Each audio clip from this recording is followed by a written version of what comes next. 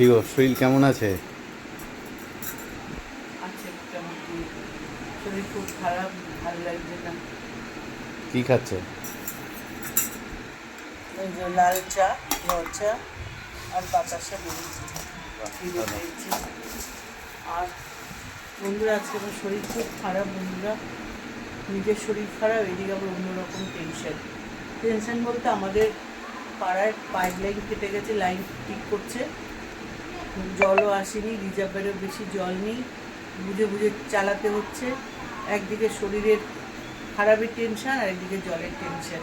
তোমাদের দাদা দুপুরবেলা এসেছিল খেতে, রিজার্ভার খুলে দেখলো বেশি জল নেই, বললো সুজাতা ট্যাঙ্ক মানে পাম্প চালিও না, এখন দাদা এসছে দেখবে কতটা জল আছে কী আছে, তারপরে দেখা যাবে। মানে টেনশনের পর টেনশন। আর বন্ধুরা, শরীরটা খুব খারাপ হয়ে গেছে, বিশ্বাস করো। কখন কি কার হয় ভগবানই জানে। এক একটা দিন ভগবানের দয়ায় আমরা চলি, তাই না বলো? তো যাই হোক, যে এখন বাতাসা মুড়ি খাচ্ছি, ভীষণ খিদে পেয়েছে। এই তোমাদের দাদা এসে গেছে, দেখি চা করে দিই, মুড়ি চানাচুর দিই। তো এখানে রাখছি, একটু ওদেরকে দেখাবো। দেখো না ছোটো নানি বাচ্চাগুলো কী করছে, দেখো বন্ধুরা কী করছে ওরা। ওই দেখো ছোটো রানী না, মিনি রানী। মিনি এসে গেছে, দরজা খুলে না। ওর গেটের কাছে গেলেই তখন সব চলে আসে।